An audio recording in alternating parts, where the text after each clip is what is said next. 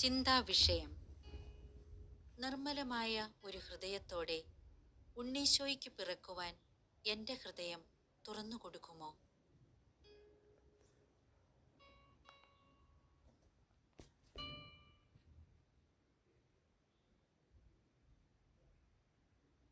മീനാക്ഷരി പിതാവിന് അമ്മ എഴുതിയ 57-ാമത്തെ കത്തിൽ അമ്മയുടെ പ്രാർത്ഥനയുടെ മനോഭാവം, ആഴം, വിശ്വാസം എന്നിവ പ്രതിഫലിക്കുന്നുണ്ട്. പ്രത്യേകിച്ച് ഉണ്ണീശോയോടുള്ള ഭക്തി. സ്നേഹപിതാവേ, ഈ ദിവ്യ ഉണ്ണീശോയോട് അങ്ങേ ദിവ്യ പൂജയിൽ വെച്ച് ഈ പാപിക്കു വേണ്ടി ഒരു കുറ്റമില്ലാത്തതും ദൈവസ്നേഹമുള്ളതും എളിമയുള്ളതുമായ ഒരു നല്ല സാങ്കോപാംഗമുള്ള ജീവിതവും കടശി ഭാഗ്യമായ മരണവും പരിശുദ്ധ അമ്മ വഴിയായിട്ട് ദിവ്യ ഉണ്ണിയെ നിർബന്ധിച്ച് അപേക്ഷിച്ച് മേടിച്ചു തരണമെന്ന് താഴ്മയോടെ അപേക്ഷിക്കുന്നു.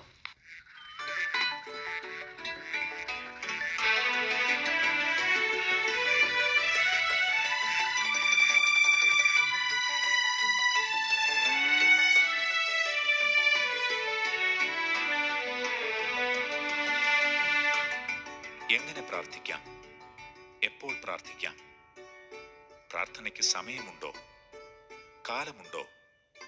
ഇല്ല, ഇല്ല എന്ന് എവുപ്രാസ്യാമ്മയുടെ ജീവിതം നമ്മെ കാണിച്ചു തരുന്നു.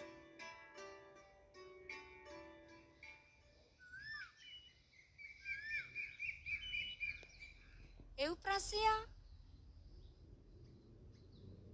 സിസ്റ്റർ എവുപ്രാസ്യ,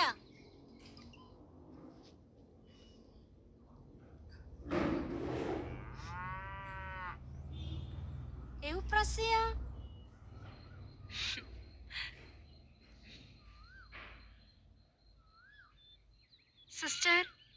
സിസ്റ്റർ എവുപ്രാസിയെ കണ്ടു. കുറച്ചു മുമ്പ് പശുക്കൾക്ക് വെള്ളം കൊടുക്കുന്നത് കണ്ടു. വാ, തൊഴുത്തിൽ നോക്കാം.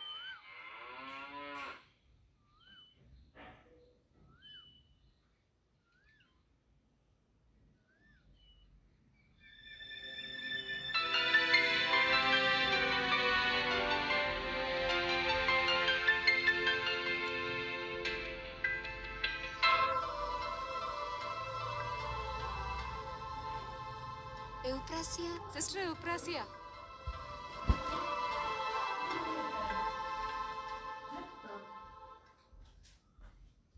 വാ, നമുക്ക് മദറിനോട് പറയാം.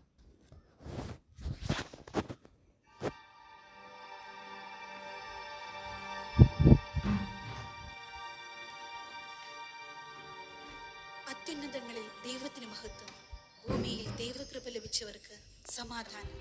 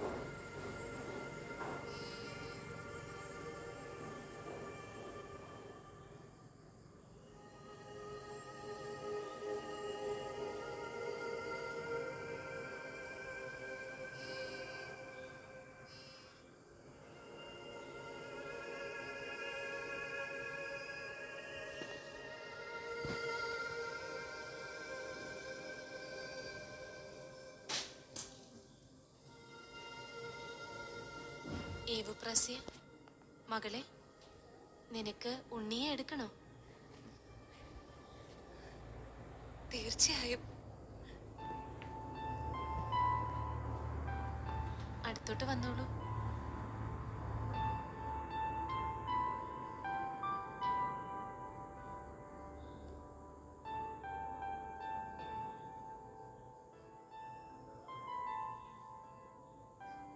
ഇതാ ഉണ്ണിയെ വാങ്ങിച്ചോളൂ.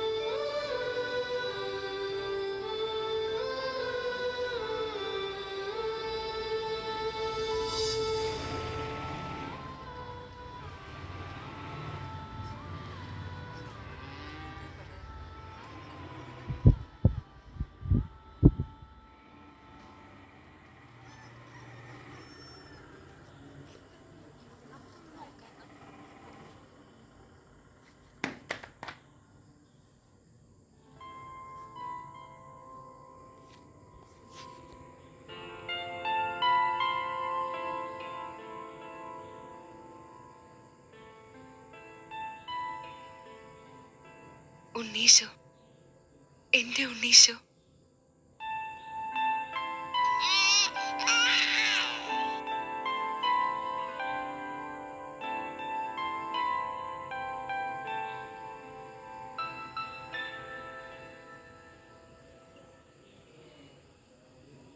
എവുപ്രാസ്യ,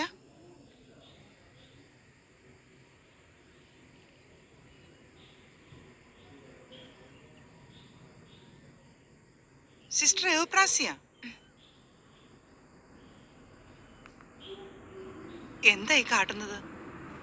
ഞാൻ പുൽക്കൂട്ടിൽ ഉണ്ണീശോയെയും മാതാവിനെയും ഔസേപിതാവിനെയും കണ്ടു. ഉണ്ണീശോയെ കണ്ടെന്നോ? എന്ത് ശീല ഉണ്ണീശോയെ കാണാൻ. ഞാൻ കൈകൂപ്പി പ്രാർത്ഥനയോടെ ഉണ്ണീശോയെ കുമ്പിട്ട് ആരാധിച്ചു. ആരാധിക്കാനും പ്രാർത്ഥിക്കാനും മഠത്തിൽ സ്ഥലമില്ലേ? ഈ തൊഴുത്തിലാണോ പ്രാർത്ഥന?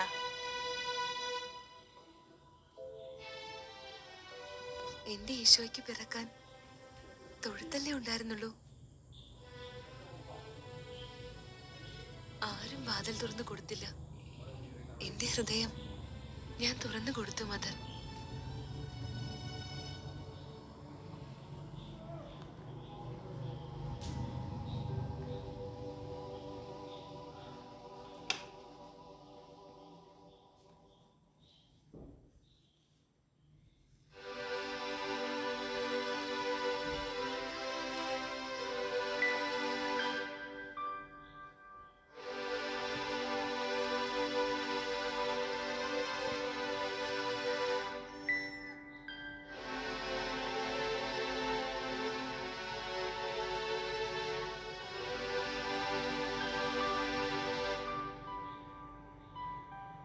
ഈശോയെ, എനിക്കും ദർശനങ്ങൾ തന്ന് അനുഗ്രഹിക്കണമേ.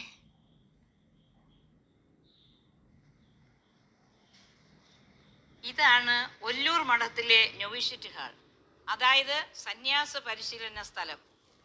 1910 കേരളത്തിൽ ആദ്യമായി നൊവിഷ്യറ്റ് ആരംഭിച്ചത്. അത് ഈ ഒല്ലൂർ മഠത്തിലായിരുന്നു. അതോടെ എവുപ്രാസ്യമ്മയെ നവസന്യാസിനികളുടെ പ്രഥമ ഗുരുനാഥിയായി നിയമിച്ചുകൊണ്ട് അഭിവന്യ മേനാച്ചേരി പിതാവ് കൽപ്പന പുറപ്പെടുവിച്ചു. അധികാരികൾ ഒരു മാതൃകാ സന്യാസിനിയെ അവളിൽ കണ്ടു എന്നത് തന്നെയാണ് ഈ നിയമനത്തിന് പിന്നിലുള്ള ചേതോവികാരം. അല്ലെങ്കിൽ പിന്നെ എന്തടിസ്ഥാന യോഗ്യതയാണ് അയോഗ്യയും ബലഹീനയും ദീനക്കാരിയും മതിയായ വിദ്യാഭ്യാസവുമില്ലാത്ത അവളിലുള്ളത്?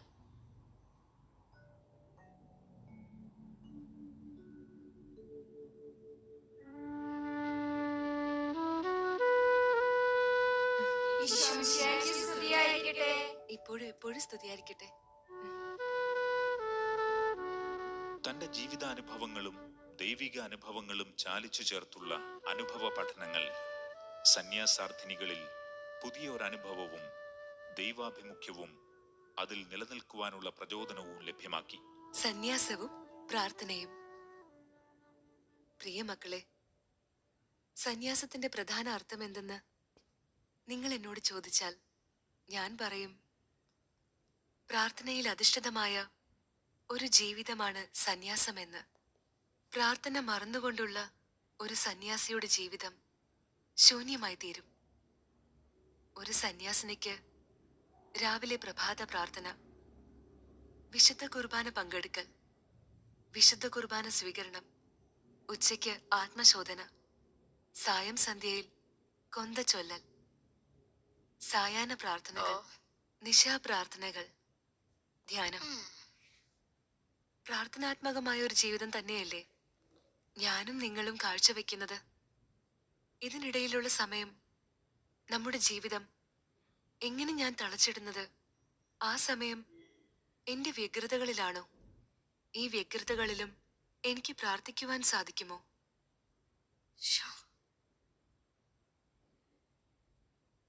ഒരു തരം താപസ ജീവിതം നാം ശീലമാക്കണം. ഓരോ നിമിഷവും നന്ദി പറഞ്ഞുകൊണ്ടുള്ളൊരു ജീവിതം. അപ്പോൾ നമുക്ക് ദർശനങ്ങൾ ലഭിക്കുവാൻ തുടങ്ങും. പുട്ടിന് തേങ്ങ ഇടുന്നത് എന്തിനാണ്? രുചി കൂട്ടാനും ആവി പെട്ടെന്ന് കയറി പുട്ട് വേവുവാനും കൂടിയാണ്. അതുപോലെ നമ്മുടെ ജീവിതത്തിൽ തേങ്ങയാകുന്ന പ്രാർത്ഥന ഇടയ്ക്കിടയ്ക്കിട്ട് രുചിപ്രദമാക്കണം. പ്രാർത്ഥനയാകുന്ന ആവിയിൽ നാം വെന്തു പാകമാകുമ്പോൾ നമ്മൾ ഒരു ഉന്മാദാവസ്ഥയിൽ എത്തിച്ചേരും. ആ സമയമാണ് നമുക്ക് ദർശനങ്ങൾ ലഭിക്കുക. അറിയോ നിങ്ങൾക്ക്, അദൃശ്യലോകമൊന്ന് നമ്മെ ചുറ്റിയുണ്ട്. മനസ്സിലായില്ലമ്മേ. അദൃശ്യലോകമോ? അതെ, അദൃശ്യലോകം. നമ്മോട് അവിഭാജ്യം ബന്ധപ്പെട്ടിട്ടുള്ള യാഥാർത്ഥ്യങ്ങൾ നിറഞ്ഞ ഒരു ലോകം. ഒരു തിരശീല കൊണ്ടെന്ന പോലെ ഇപ്പോൾ അത് നമ്മുടെ കൺമുമ്പിൽ നിന്ന് മറയ്ക്കപ്പെട്ടിരിക്കുന്നു. ഇഹത്തെയും പരത്തെയും വേർതിരിക്കുന്ന ഈ നേരിയ തിരശീല പുണ്യാത്മാക്കളുടെ ജീവിതത്തിൽ പലപ്പോഴും വഴിമാറിക്കൊടുക്കുന്നതായി കാണാം. മനസ്സിലായില്ല ഗുരുത്തിയമ്മേ. ശ്രദ്ധിച്ചോളൂ. അതായത് പരലോകത്തെ ഈ ലോകത്തിൽ തന്നെ കണ്ടും കേട്ടും തൊട്ടും അനുഭവിക്കാനുള്ള വരം അതെല്ലാവർക്കും കൊടുക്കപ്പെടുന്നതല്ല, നാം നേടിയെടുക്കേണ്ടതാണ്. അതിന് നമ്മൾ വില കൊടുക്കുമ്പോൾ ദൈവം അനുവദിക്കുന്ന പ്രത്യേക വരമാണത്, ദർശനവരം. അതിനുള്ള വില എങ്ങനെ കൊടുക്കും? എങ്ങനെ കണക്കാക്കും? വലിയ ബുദ്ധിമുട്ടുള്ള കാര്യമാണത്. പ്രാർത്ഥനയുടെ ഉത്തുംഗ ശൃംഗത്തിലെത്തുമ്പോൾ അത് സംഭവിക്കും. ഒരു മായാവലയത്തിൽ നാം എത്തിപ്പെടും. എന്തൊക്കെ പറയണേ? ശബ്ദിക്കാതെ അമ്മ പ്രാർത്ഥിക്കുന്നത് കണ്ടോ? ആ നിർവൃതിയിൽ നാം യേശുവിനെ മുഖാമുഖം ദർശിക്കും. ഈശോ നമ്മോട് സംസാരിക്കും. അവിടുത്തെ വേദനകൾ നമ്മോട് പറയുന്ന അത്ഭുത നിമിഷങ്ങൾ കടന്നു വരും. സ്വർഗത്തിൽ വസിക്കുന്ന ദേവപുത്രന് വേദനകളോ?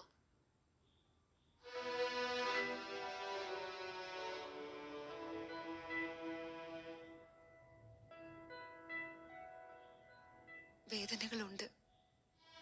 എന്റെ മണവാളിന്റെ ദുഃഖം കേൾക്കുവാൻ ഞാൻ കാതോർക്കും. അത് കേട്ട് ഞാൻ അവിടുത്തെ ആശ്വസിപ്പിക്കും.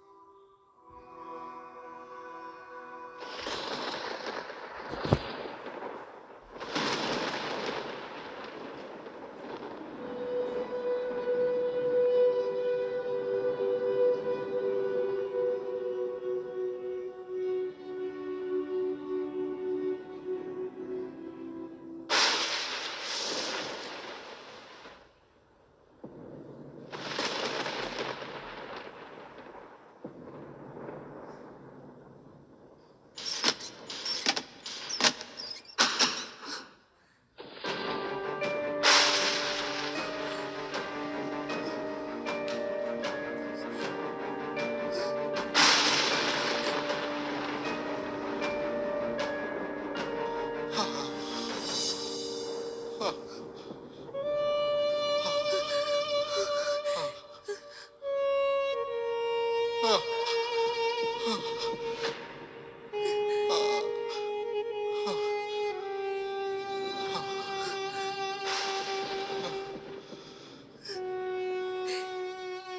യേശുവേ, നാഥ, എന്താ എനിക്ക് ഇങ്ങനെ ഒരു ദർശനം?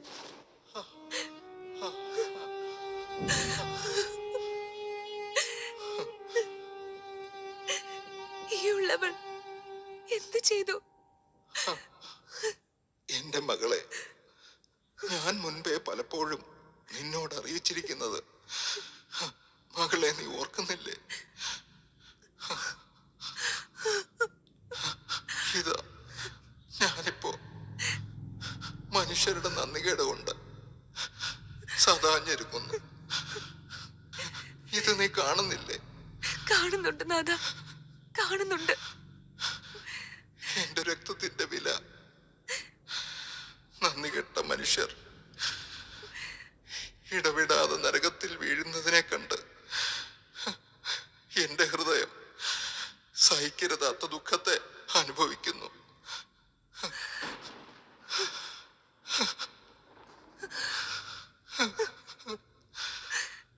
എന്റെ മകളെ, നീ ഇതൊന്ന് കാണുക.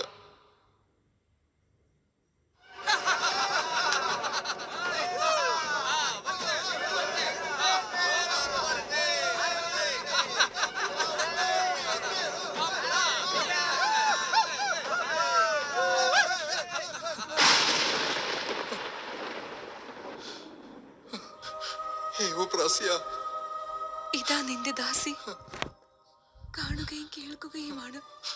ഇവർ എല്ലാവർക്കും വേണ്ടിയും എന്റെ രക്തമെല്ലാം ഞാൻ ചിന്തി മകളെ. ഒന്നും എനിക്കായിട്ട് ഞാൻ വെച്ചിട്ടില്ല.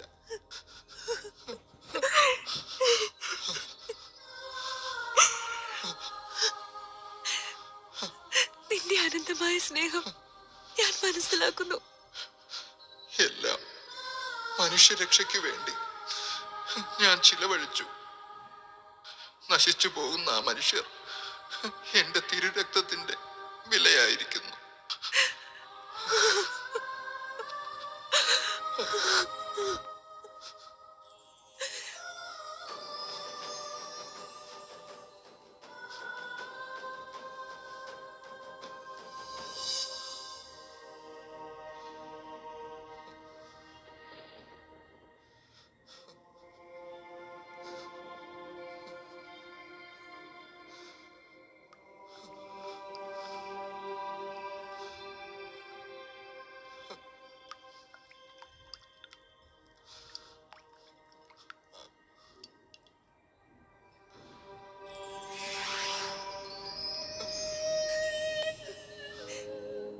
എങ്ങനെ നിന്നെ ആശ്വസിപ്പിക്കണം?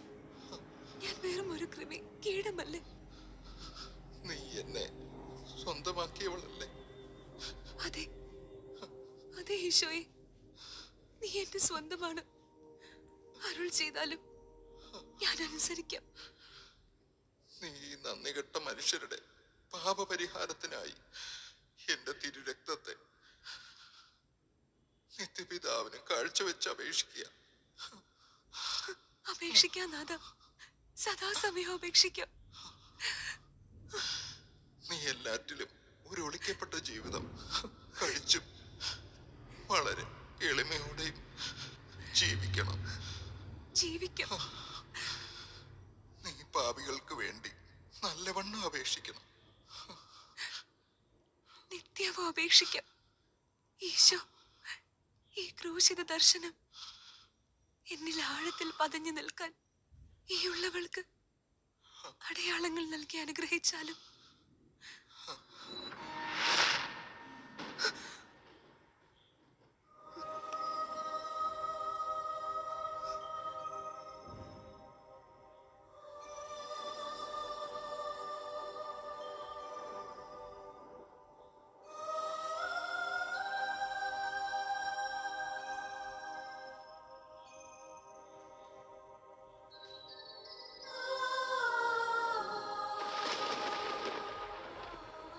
സ്നേഹനാഥ,